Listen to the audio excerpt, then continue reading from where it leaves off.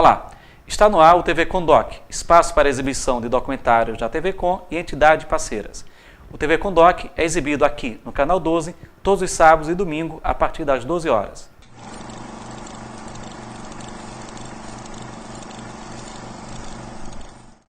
O documentário que nós vamos assistir hoje, Quanto Mais Preso, Maior o Lucro, produzido pela agência pública, relata a inauguração de um presídio privado no interior do estado de Minas Gerais em 2013.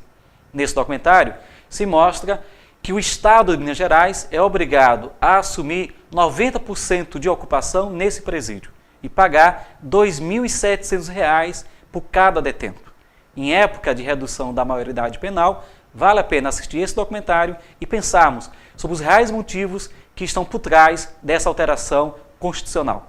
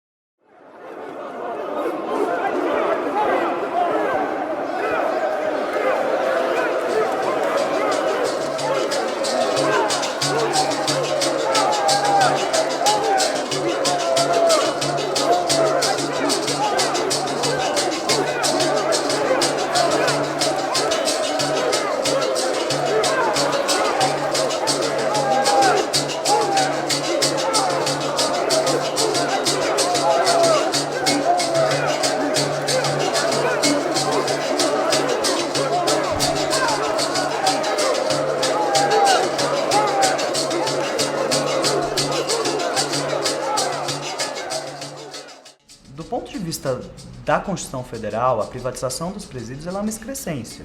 Ela é completamente inconstitucional. Acontece que o que tem impulsionado isso, obviamente, é um argumento político e muito bem construído. Primeiro, se sucateou o sistema penitenciário durante muito tempo, como foi feito durante todo esse período de privatizações, então todos esses serviços públicos essenciais foram sendo sucateados de uma forma deliberada, para que então se atingisse aí uma argumentação que justificasse que esses serviços fossem então entregues à iniciativa privada. A grande peça publicitária do governo como solução milagrosa para os dilemas da prisão, e qualquer um de nós que conhece isso sabe que não é, que isso é um engodo, resolveu partir para essa saída de uma parceria público-privada, o que eu acho que é um equívoco dos maiores, porque não traz nenhuma sinalização de melhoria da situação caótica do sistema, se não houver modificações substantivas na própria gestão do sistema, na própria compreensão do que é prisão hoje. Até certo ponto a gente poderia ver as prisões privadas como uma espécie de experimento modelar e uma espécie de ponta de vanguarda, né, do Estado neoliberal. Se trata de criar uma nova área de negócios e estender a lógica empresarial para o âmago, né, de uma função do Estado moderno. Dentro desse movimento neoliberal, a gente começa a privatizar os serviços públicos, a infraestrutura, e agora isso chega ao seu cume com a privatização da violência. E além disso, a privatização do sofrimento, a mercantilização do sofrimento. Aquela pessoa presa, ela deixa de ser uma pessoa, ela deixa de ter dignidade humana para ser vista como uma mercadoria.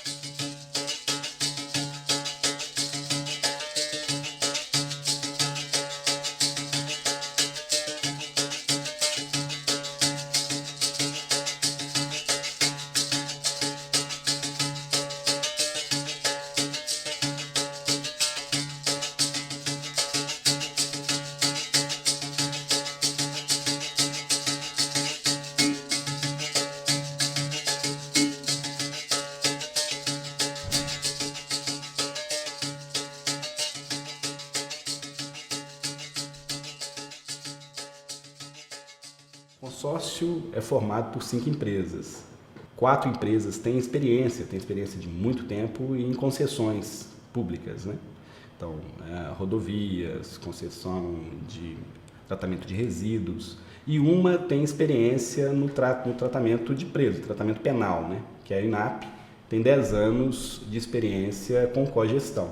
Entraram as empresas ligadas à privatização das estradas, porque elas são capazes de reduzir custos, né, onde o Estado não reduzia. Então ela ganha por aí, ela ganha muito mais, porque ela, além de reduzir custos, ela percebeu no sistema prisional uma possibilidade de transformar o preso em fonte de lucro.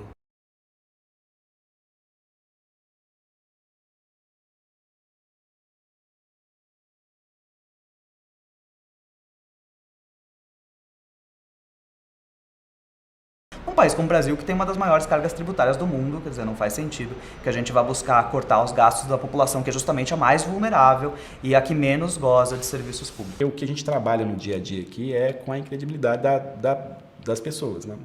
Elas ficam incrédulas com a possibilidade de construir uma parceria público-privado na área prisional. Então, o tempo todo a gente está mostrando que é possível fazer. Então, acho que precisa solidificar esse projeto. A lógica é que o parceiro ele faz um trabalho junto com o Estado, aí é um trabalho conjunto, de buscar empresas que se interessem com o trabalho do preso. Está sendo usado como um cartão de visitas para mostrar, olha, é possível investir de uma forma mais contundente na questão do atendimento ao preso. E no final disso tudo, quando tiver 5 unidades funcionando, quando já estiver operando, a gente chama de pleno voo, a gente vai aferir a questão do lucro. Num primeiro momento, o que se está fazendo é investindo em marketing. Então, os primeiros presídios privados certamente vão receber aqueles presos em que, de acordo com a percepção da própria administração penitenciária, não vão dar trabalho, para evitar que haja rebeliões, para evitar que haja demandas maiores, para evitar qualquer tipo de problema. Não dá para a gente falar qual que o Estado escolhe os presos ou coloca os presos aqui de uma forma a privilegiar o projeto. Nós estabelecemos inicialmente o critério de qualquer preso, podemos dizer assim, no regime fechado, salvo presos de facção criminosa, que a gente não encaminha para cá, e presos que têm crimes contra os costumes, né? Estupradores. No nosso entendimento, esse preso iria atrapalhar esse projeto. É muito fácil, né, se fazer desses presídios uma janela de visibilidade. Então aqui, ó, como o presídio privado funciona. Óbvio que ele funciona. Aí todo um corte, uma seleção anterior de que funcionaria mesmo que não fosse nada, mesmo que fosse público, etc. Eles vão querer, na verdade, escolher um perfil de preso que aceite se submeter a condições de trabalho não regidas pela CLT, isso tem que ser deixado claro, e com um salário menor que o salário mínimo, 3/4 salário mínimo, sendo que disso uma parte também vai para custear despesas do preso no presídio. Eles me chamaram, fizeram uma entrevista e me perguntaram se eu queria trabalhar. Eu nem sabia que eu ia vir para cá. O ideal é ter 100% de preso trabalhando, essa é entendimento nosso. Agora, tem presos que realmente não querem estudar, não querem trabalhar, e se for o caso, posteriormente, a gente possa tirá-los, colocar em outros que queiram trabalhar e estudar, porque a intenção nossa é ter essas 3.360 vagas aqui preenchidas com pessoas que trabalhem e estudem. Aqui, por enquanto, eu só trabalho. Não me chamaram para estudar ainda não. A gente trabalha com costura de roupa, né, calça, camisas, e trabalha também com fabricação de colete, a capa do colete, né, de segurança. E esse é o nosso trabalho.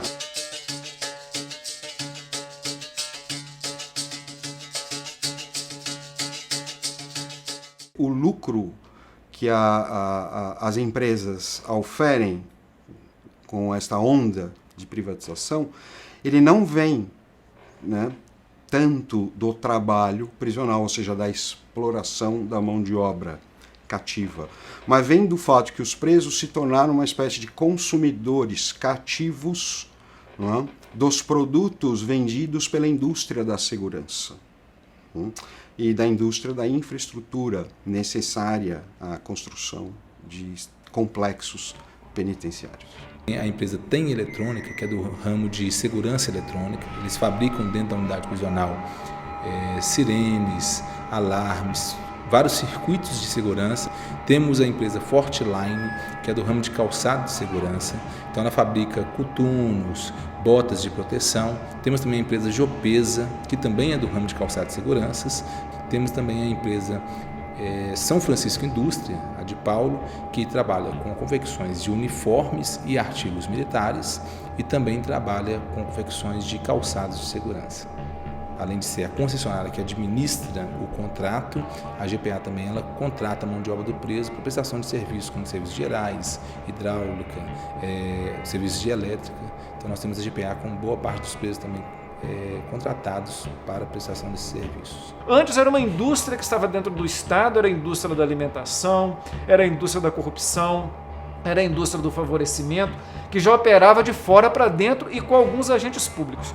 Hoje nós temos de fato uma indústria, porque além da corrupção nos sistemas de alimentação, de transporte de preso, de favorecimentos, de corrupção de agente, você ainda tem empresas que atuam nesse sistema visando única e exclusivamente lucro. Chega-se ao cúmulo de tentar também privatizar a assistência jurídica, né? Aquela função que constitucionalmente ela é reservada à Defensoria de Assistência Jurídica Gratuita, as pessoas que não podem contratar um advogado de sua confiança, a gestora, a proprietária, a investidora no presídio, ela também contratará uma série de advogados para assistência jurídica daqueles presos. Ou seja, se diante de uma situação de tortura, de violações de direitos, essa pessoa vai buscar um advogado contratado pela empresa A para demandar contra a empresa A. Evidentemente, isso tudo está arquitetado de uma forma muito perversa.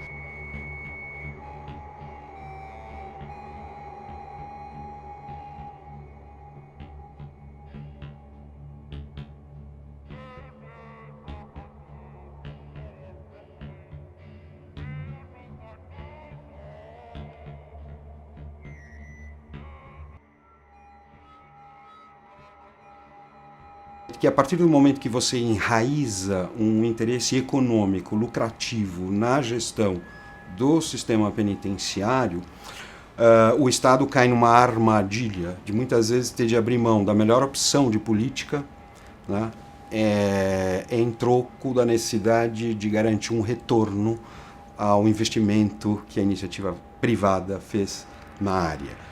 As concessionárias elas fazem o que querem, elas é que dão as cartas. O Estado não tem um poder de pressão e de gerenciamento. Será que um sistema que a sociedade nem quer saber ou não está preocupada como é o prisional, haverá fiscalização e transparência suficiente? Será que nós estamos criando agora efetivamente a indústria do preso brasileiro, que é cada vez mais prisões privadas para continuar prendendo determinados segmentos, para que eles sejam produtivos lá para esse nicho, digamos assim, do mercado? Para quem investe em um determinado produto, no caso, o produto humano preso, será interessante ter cada vez mais presos. Ou seja, segue-se a mesma lógica do encarceramento em massa. A mesma lógica que gerou o caos que justificou a privatização dos presídios. Cadeias se tornam recentemente um grande negócio por conta de políticas criminais de encarceramento em massa, né? Então, países como Estados Unidos e Brasil, hoje, estão às voltas com taxas de encarceramento historicamente inéditas, o que, obviamente, cria uma janela de oportunidade para o setor privado. Será feita muita propaganda, então eu acho que é a novidade e é o que vai se investir para continuar esse maior controle social da pobreza por meio do cárcere. A partir do momento em que isso for digerido e aceito tanto pela opinião pública quanto pelos próprios operadores do direito, a tendência é que a gente comece então a seguir o modelo americano, em que os presídios privados ficam em situação muito pior do que estão hoje os serviços públicos, justamente porque esse corte de gastos é algo que é inerente à própria atividade da iniciativa privada. E na verdade não está preocupado com o que vai acontecer depois, está preocupado na manutenção do sistema funcionando, e para ele funcionar tem que ter 90% de lotação, porque senão ele não dá lucro. Dentro de uma lógica da cidadania, você deveria pensar sempre na possibilidade de ter cada vez menos presos, né? Ter tantas outras formas, né? E inclusive a justiça funcionar adequadamente, as polícias, para que você não tivesse que lançar mão do sistema que ele em todo mundo está falido, que é o sistema da privação da liberdade, porque ele é caro, oneroso, de difícil gestão e com muita reincidência. E aqui justamente se pensa no contrário, é manter as unidades superlotadas, lotadas para que elas deem resultado.